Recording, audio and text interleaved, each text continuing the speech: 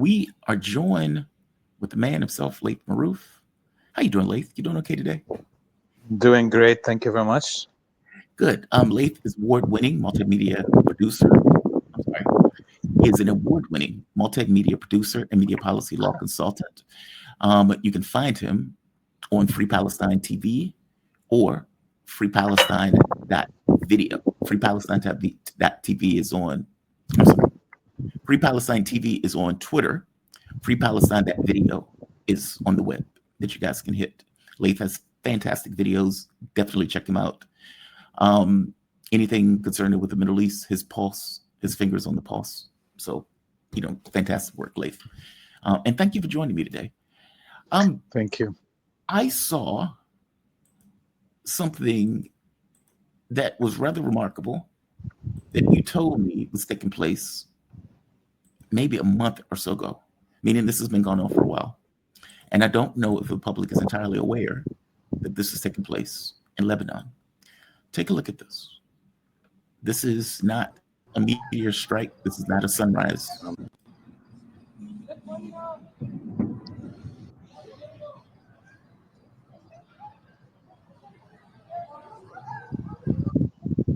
محمد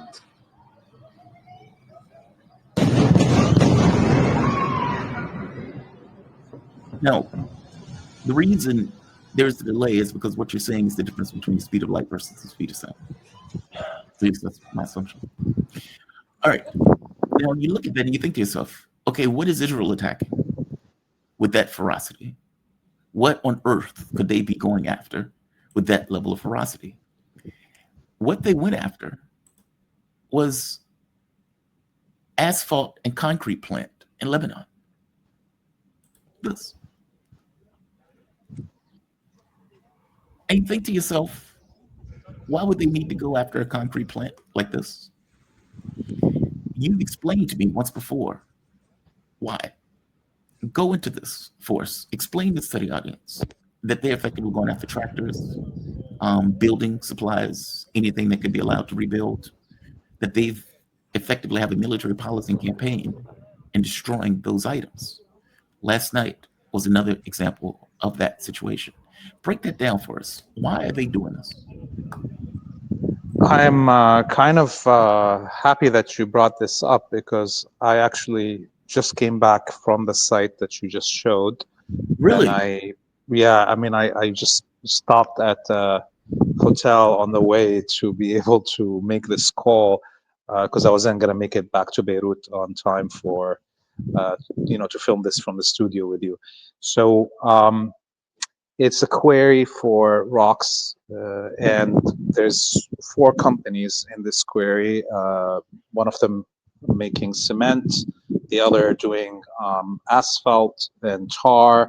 Another company that is making metal bars for the fortified cement. And so it's a huge complex on the side of the town of Ansar, on the way to Nabatiyeh.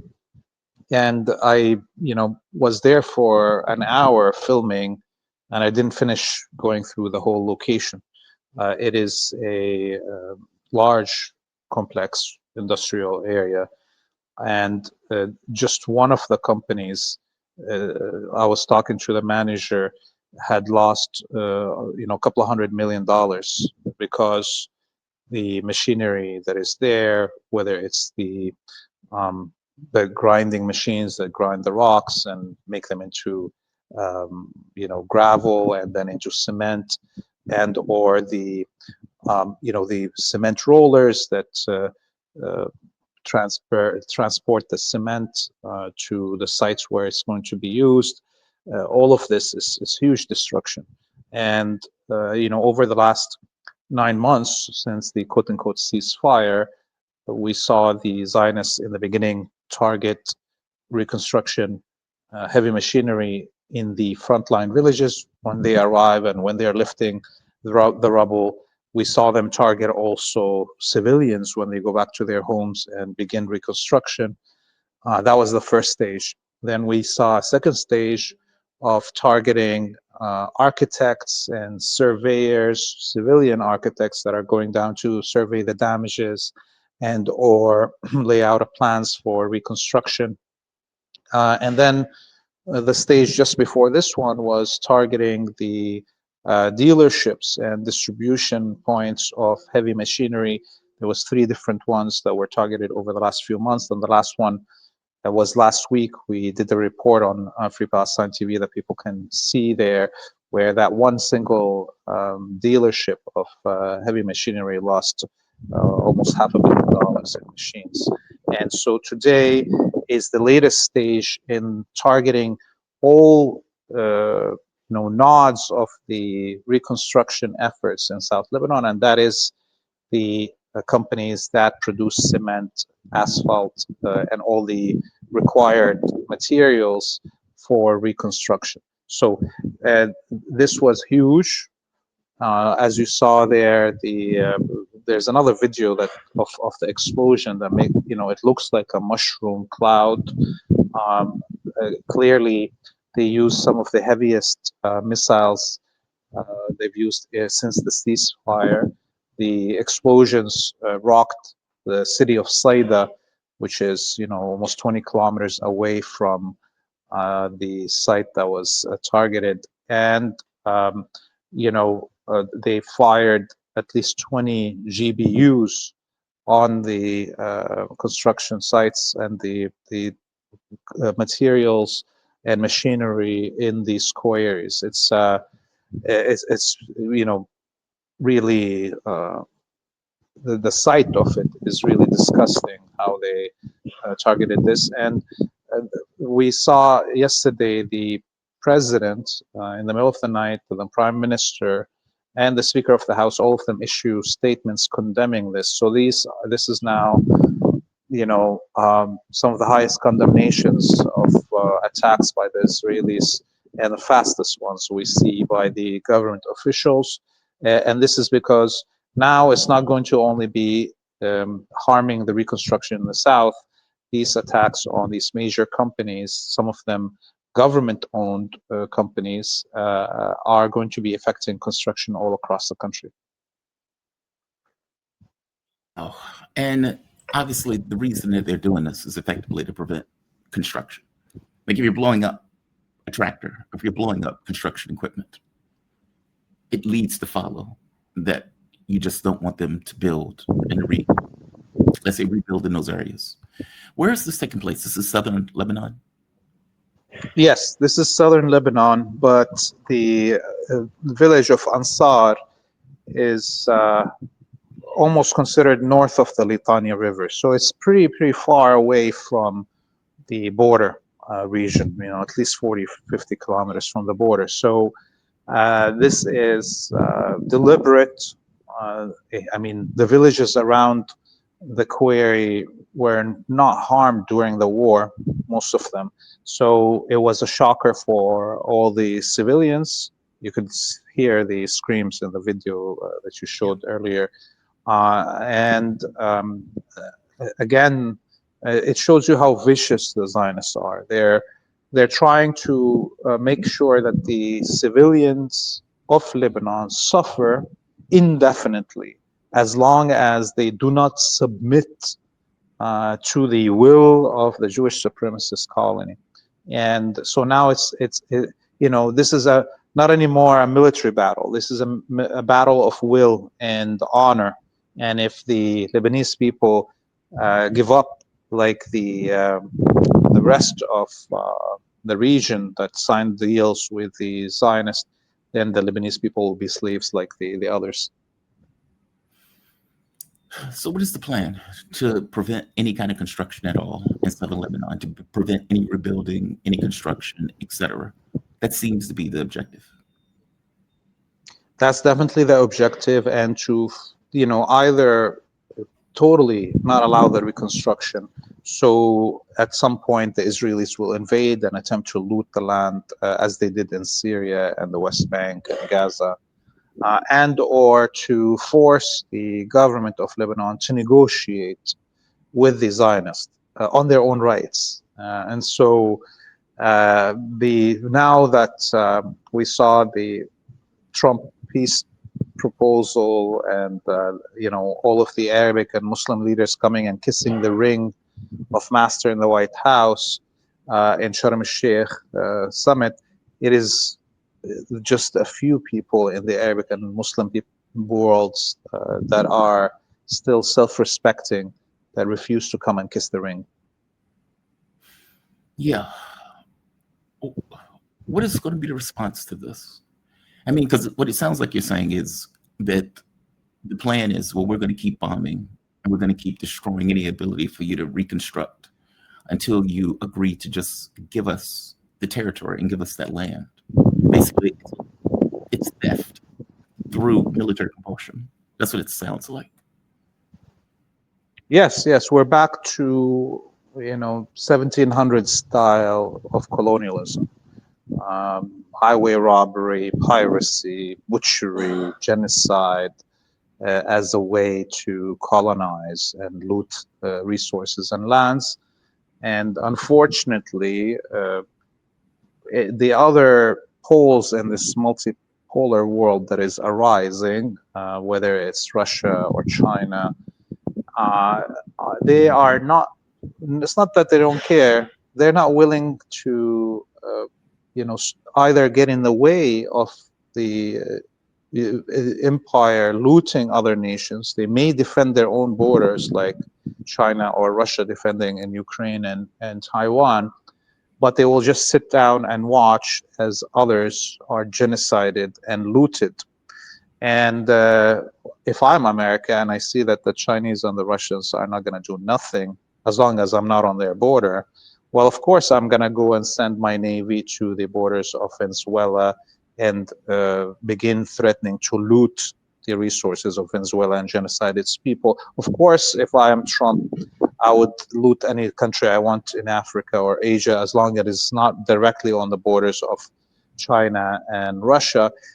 So I think the Chinese and the Russians, with their non-interference, as they call it, they're basically signaling to the Americans that they will not intervene with their colonial genocidal aims as long as it doesn't affect them directly. Do you think that's a mistake?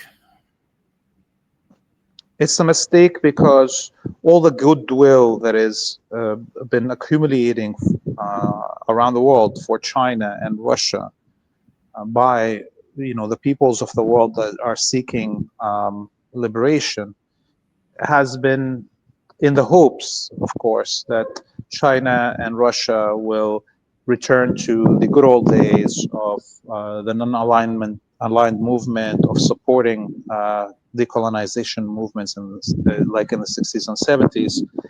And up until now, it doesn't seem like that this is happening. So if this continues this way, all of us that have been trying to inform around the world about how China and Russia are different are going to run out of excuses of why we're saying China and Russia are different than the United States in how they deal with other people. If the only way that China and Russia deals differently with other nations than the way that the empire ruled from DC does, is to just sit down and watch you get slaughtered, and while selling weapons and or materials to the ones who are slaughtering you, and then they tell us that this is not interference. Well, they might as well just jump on the wagon of imperial, machination and get over with it. Yeah, it's been unfortunate. I've heard some people make the argument that China should be criticized or that Russia should be criticized on this. And that's always confusing to me. These are states.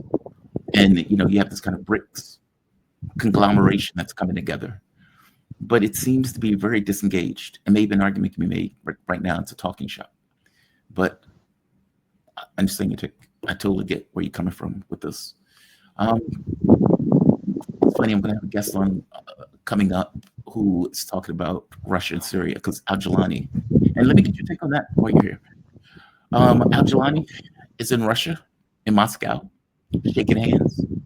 The look on Putin's face as he shakes his hand is priceless, completely priceless. Where's that video? Right here. And I have to think that is invested in this look is what he understands as a loss. Right here. He has to know that this is not a win by any stretch of the imagination. Meaning, even if you make a deal with Jelani, even if you think that this was a deal that you need to make, this is not a sustainable process. Or do you disagree with me on this? I mean, for one, Istanbul has now have a certain amount of control over those Russian bases. And I know not in a direct sense, but Erdogan cannot be trusted at all. Erdogan is the same guy who called Netanyahu Hitler while simultaneously giving materials, oil, energy to that same Hitler. This is the bed that these guys are in now. Give me your take on this meeting. I know you probably have seen it. Yeah, I mean, in an interview, Al-Julani told the world that they wouldn't have been able to take over Damascus without the direct support of President Putin and Russia. And of course, I've been saying this since the fall of the Assad government, that it was Russia that handed over Damascus to Al-Julani. It was Russia that jammed the communication of the Syrian military during the attack on Aleppo. It was Russia that bombarded the 8th Brigade as it left Latakia and was entering Idlib. It was Russia that bombarded the Hezbollah convoys that were liberated Homs and were on their way to liberate Hama. So the loss of Syria was coordinated with Russia. These, the Wahhabi death squads that were besieged in Idlib didn't have enough manpower or capabilities to occupy the whole country in a few days without the direct intervention of Russia. It was Russia also that kidnapped President Assad and is holding him hostage in Damascus, so he doesn't have any influence over what's happening in the country. So, this is a question that has to be put forward to everybody. Remember, the Soviet Union dissolved itself. The leaders of the Soviet Union dissolved the Soviet Union in hopes to realign with the West. We know that President Putin begged for a long time that Russia joins NATO. And now we see how President Putin has rebranded Russia as a Christian white country and the savior of Christian whitehood. So these are all signals that show that Russia, its top priority and top interest is to join the West, not to be a contender with it, to be a leader within that block of whiteness, manufactured whiteness. And all of this is actually the reason that we see what happened in Syria. If Russia was actually caring to be a new pole of power that is in direct confrontation with the West, then it would have put all efforts to help the Axis of Resistance win the war, not only for Syria to survive, but for the Axis of Resistance to defeat the Zionist colony or to defeat the Arabic monarchs that have been installed and protected by the West over the last 80 years. But no, Russia made trade with the Gulf countries. Russia continued its own citizens, allowing them to go and immigrate to the Zionist colony, and Russia stopped Syria from using air defenses to shoot down Israeli planes. So in the end, what is clear is that Russia's squabble with the West at this moment is not about being a counterpole. It is actually because it wants to be part of the club, and it's not being allowed, and is giving away Syria allowing the destruction of Gaza and the destruction of Lebanon, as while its own air defenses are in Syria, not doing nothing, was kind of like its credentials being put forward to the Zionists who currently run the empire. So the getting closer to Israel and allowing Israel to occupy Syria and destroy Lebanon and Palestine and Gaza is all kind of a giving one thing a plus point from the Zionists who run, it seems, the empire right now. Okay, you take a much stronger position on this than I do on this. I did see the interview with Jelani, and what I took from that interview was that at a certain point, a deal was being made where Russia effectively made side deals with Jelani. I didn't see anything about attacking Syrian forces. I didn't see anything. Yeah, you take a much stronger position on this than I do. I'm not going to contest it. I'm not going to push on this, but I'm just pointing out I don't see it this way. Meaning, to me, there is a middle ground between we have limits and we're not going to fight this war if we indeed believe that Syria is not going to be able to fight this war, versus Russia turned around and attacked Syria on their way out. Those are two radically different positions. Like, let me ask you this. Why do you think that it would be in Russia's interest to do something like that? I mean, they put in their own people, well, their own soldiers died defending Syria. Why would they turn around and just attack Syria? Just, like I can hear argument of the Astana agreements. Syria effectively being pushed to take those agreements. I hear the argument in the sense of not using air defense and air power or the weapon systems to defend themselves. It is a stark thing, though, to say that Russia, on its way out, murdered Syrian forces as they left because of some kind of deal they made with Jelani, or that they want to be part of the Western club after losing 200,000 people in a war. That seems extreme to me, but make your case. I could be wrong. Yeah, look, I hear constantly this with a lot of racist undertones to it. Oh, well, if the Syrians are not going to fight for themselves, why should I fight with them or for them? Or the Arabs sold them their own peoples and their own nations, and we're not going to fight for you. Of course, this is, on the one hand, is very ultra racist, blaming the victims for their own suffering. It's like the indigenous nations in the Americas are to blame for their own genocide and the colonialism because they didn't have the weapons to fight the Spanish, British, and French with gunpowder, right? It's the problems of the Arabs having been under 100 years of colonialism that they don't own their own hypersonic missiles other than Yemen, okay? As if, we are to blame for our suffering, not the colonialism, not the genocide, not the destruction of our societies.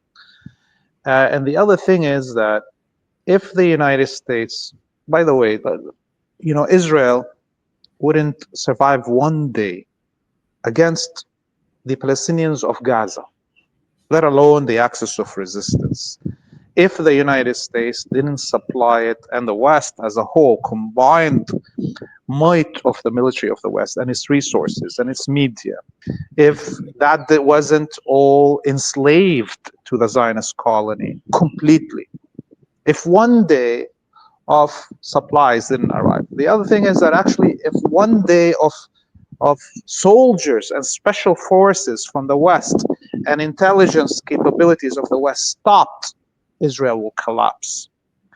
Nobody's asking Russia or China to come on the ground and fight on our behalf, like the United States Special Forces and the UK Special Forces and the German Special Forces, the Canadian and every NATO member Special Forces are actually on the ground in Gaza and here in South Lebanon.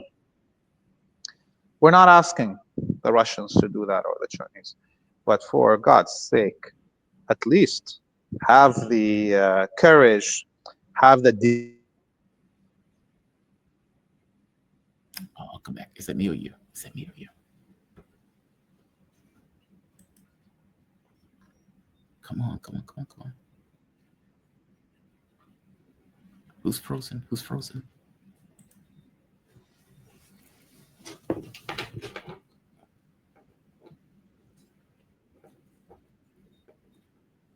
Come on, come on.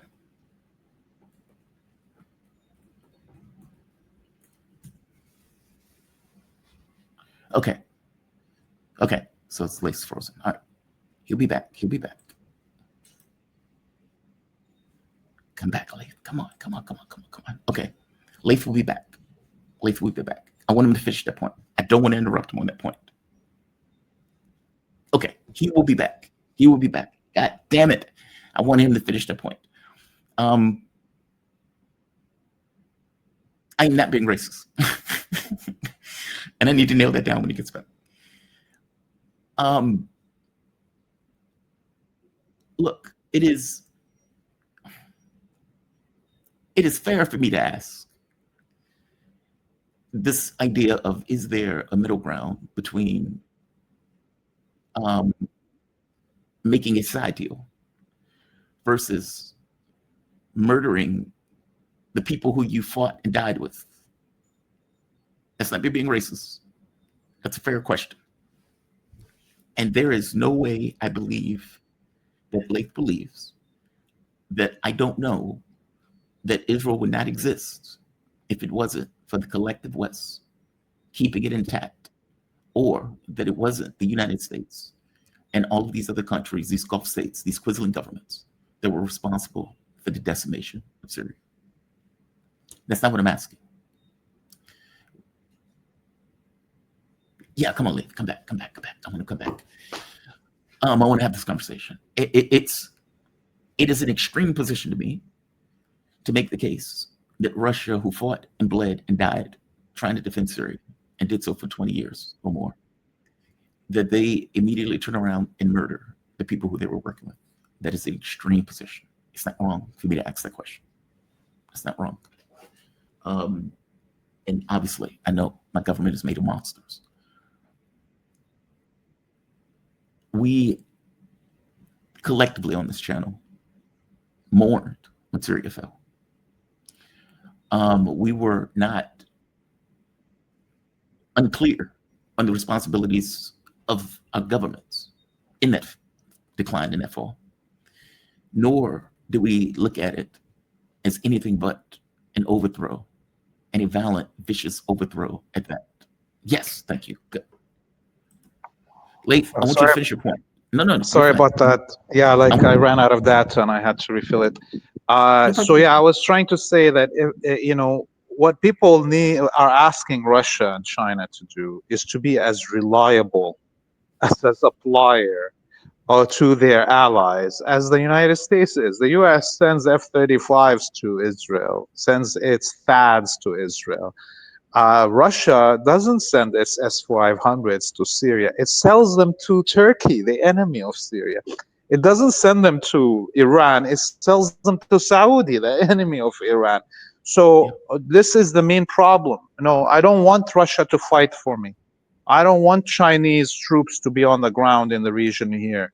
What I'm asking is to have an ally as reliable as the United States is to its allies. If the Russia and China are not willing to be allies as reliable as the United States, of course, no one should depend on them for anything. And Iran is correct on its path of building its own technologies and being independent militarily, so it never has to depend on China and Russia. Yeah, agreed. That part, I get.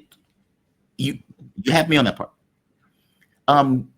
I guess, look, it's not racist of me to ask. I mean, there is a vast difference between what you just said there, which makes sense, of Russia's an unreliable partner, which people have been making the case for several months now. And at the very least, they should be reliable to their friends, as reliable as the U.S. is to their friends in the region. That part I get. Saying that they murdered people on the way out feels extreme to me. That's all. That's the point that I'm trying to make. And obviously, Laith, I'm not taking this racist sentiment that some of these other people make I obviously know that the United States was directly responsible for decades of trying to destroy Syria, that Israel wouldn't exist without the collective West backing them up. I'm not making this case that the Syrians weren't willing to fight for Syria. I guess I'm making this case that the way it looked was that people threw down their weapons and you had Russian troops swearing. That's not even racist. I'm just pointing out that it came across from the Russian perspective, and they could be wrong in this perspective, and maybe they should have fought harder in this case. You may be right. That how are we going to win this if it doesn't seem like the Syrian military is going to be able to maintain itself? Meaning Well, they may decide it. look. What Russia said actually was the most important part of the propaganda that followed and was happening as the Syria was falling. If it wasn't for the Russian propaganda spheres and the Twitter spheres that were saying this ridiculous thing, that the Syrian military just disappeared, there wouldn't be anything to be said against the Syrian people. This is actually something that I will never forgive those Russian propagandists for saying. I know, I sat down and spoke with generals from the Syrian military. I have seen photos and videos of the battles outside Idlib city where the 8th Brigade of the Republican Guard was at the gates entering the city when they were bombed. I know about what happened in the communications network of the Syrian military. There's tens of generals that died, were executed, and fought to the last minute on their barracks while the hordes of the Wahhabi death squads were coming. You cannot go and collaborate with Turkey. And while Turkey is sending its drones to kill Russian soldiers in Ukraine, and then let the Turkish Air Force and drones fly over Syria, bombard the Syrian positions while you sit and watch. You cannot expect me as a Syrian not to see that as a treason, as betrayal. It is betrayal. And so Russia has decided that it wants to fight the Ukraine war, which is instigated by the Zionists, not only by NATO, led by a Jewish supremacist president of Ukraine that says openly, I want to have another Israel in Ukraine, and go play footsie with Netanyahu in the Ukraine of our region. This is illogical. No one with any brain cells, strategic understanding, can tell you that this is good strategy. The only thing, and given that I know that the foreign affairs of Russia is some of the most brilliant people, and Putin is a brilliant man, he is not a Trump, wacko, then these are choices made. And the choice that Russia made is that it will align itself with Israel in our region. It will align itself with the Sauds in our region in hopes that that will have some effect on its battle in Ukraine, and that it somehow, in the end, will be accepted into the club. And that's something for China to watch out for, because believe me, given that Russia sold its most important ally since the end of World War II, which is Syria, in this situation, who knows? Maybe Russia will sell China out for the right price also. Laith, if Russia believes that they're fools, if they believe that, then Putin is not as intellectually competent as we think he is. Meaning that seems to be so outrageous. The United States is not going to care one iota if Russia works closely with Saudi Arabia or works closely with any of these people. Ultimately, the U.S. has an objective of primacy. If Russia doesn't know that by now, then yeah, they are as outlandish or as insane. Yeah, I don't know their motivation on this, but if that's what they think, they are massively wrong. If that's what they think, they're massively wrong.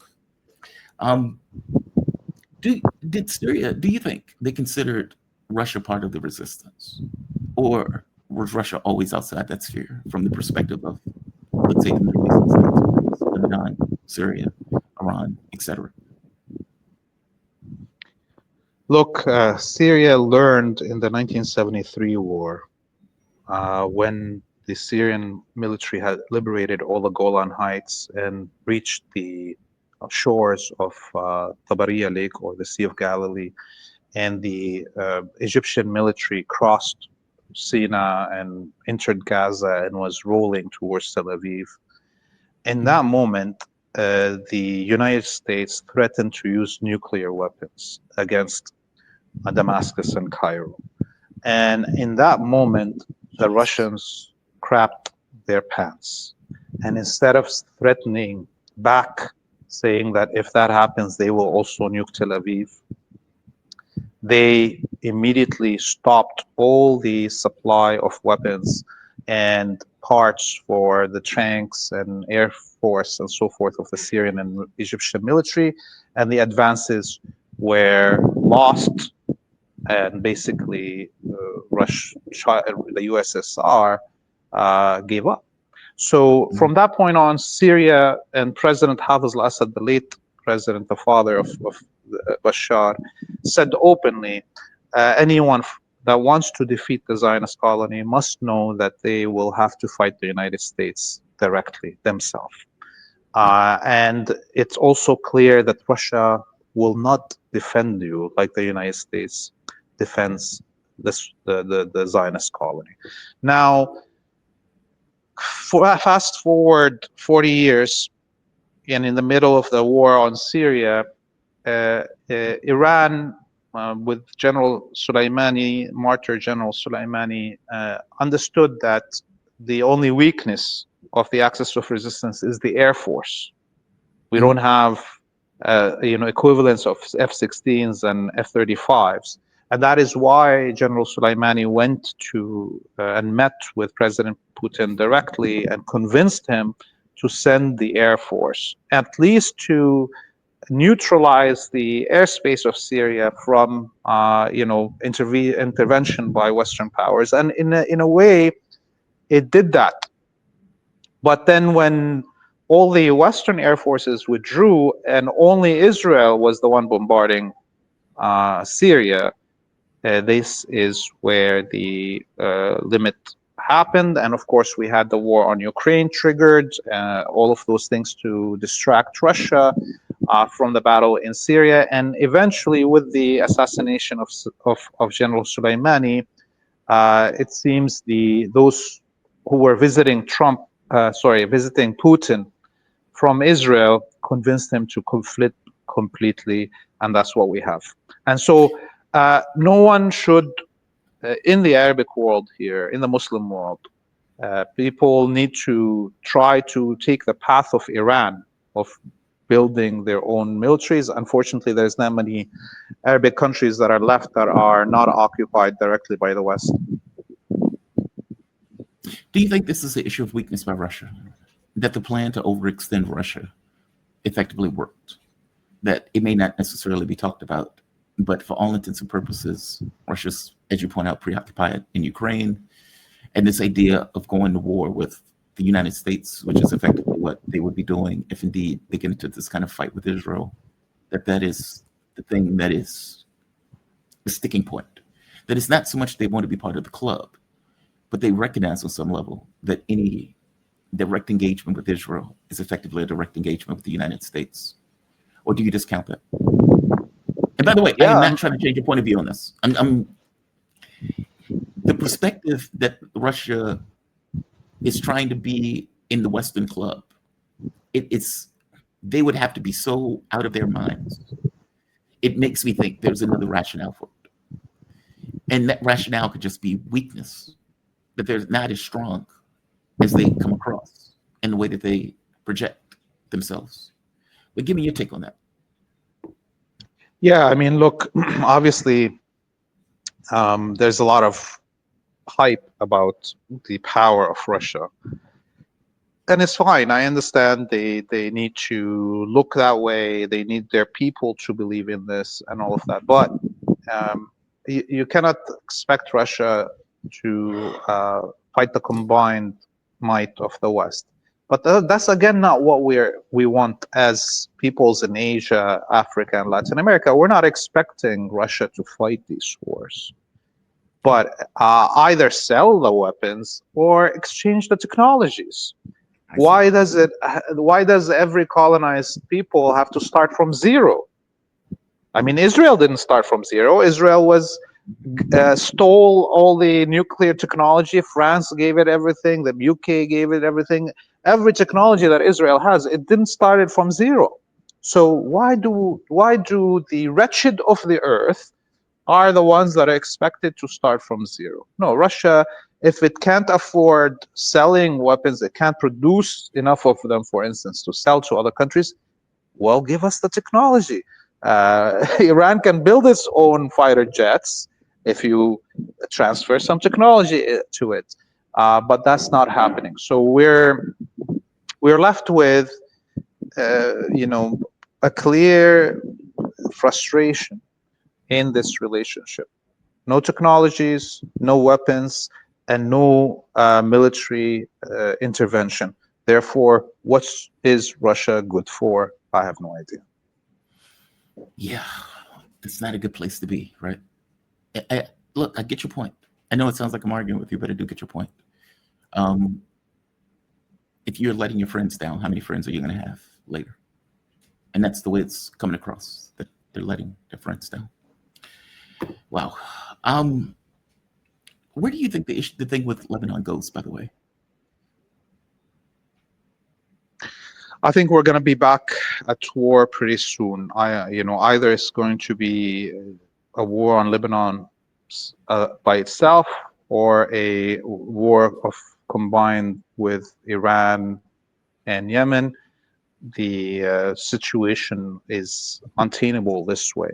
It can't Mhm. stay like this for much longer. Something has to give. Either there will be a response from the resistance pretty soon, and or the Israelis will do a full attack. Whichever way, it's clear that this is not going to be sustainable the way it is. I think also the United States has recognized that it cannot depend on the internal foes of Hezbollah to either trigger a civil war and or for the military and the government of Lebanon to be the ones that confront Hezbollah.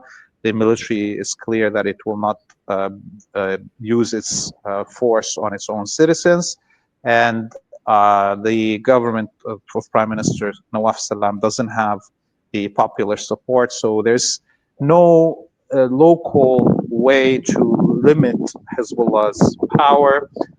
Therefore, it's going to be the Israelis and the Americans that are going to have to try to break the will of the Lebanese people. And these attacks today and over the last week are kind of indicators of that we're raising the intensity of the battle. Do you have an expectation of Israel to attack Iran? Yeah, I There's been a mean, look, conversation that's been going on here in the States, and it's like there's been mixed signals on this. Give me your thoughts on this. yes, I think, look, as long as there is a Muslim pole that is counter-Zionist, that has technology and population and resources, this is an existential threat to the Zionist, because Yeah. by the mere existence of Iran, even if it doesn't have an open war right now with the Zionists, by the mere existence of it as an example of what you can achieve, even when you are countering the Zionist and all the empire behind them, a successful example, then it inspires others. What we saw there with the Sharm el Sheikh summit, was directed towards the Muslim and Arabic peoples to tell them you have to kiss the ring if you want to survive. Iran not being there was a smart thing. Otherwise, it would have looked like that it also capitulated. And so right now, Iran is still a symbol of Muslim, sovereignty and an example of one way to be and still survive and be successful. Therefore, the United States and Iran and the Gulf monarchs that are all vassals have a vested interest in destroying Iran no matter what. Yeah, I agree with you. It's they don't seem to have the military capability to do it currently, though. Like the air defense missiles and those type of things seem to be lacking, and they weren't working all that great even when it was effectively taking place. By the same token, rationality is not something that I really ascribe to Israel on this. So you may entirely be right about this. Late before I let you go, one of my audience members wanted to know where they can get that shirt. Oh yeah, look, He was like, "I love that shirt. Where can I get that shirt?" I was thinking of making some and selling them, but then I looked at the shipping You don't cost. sell those?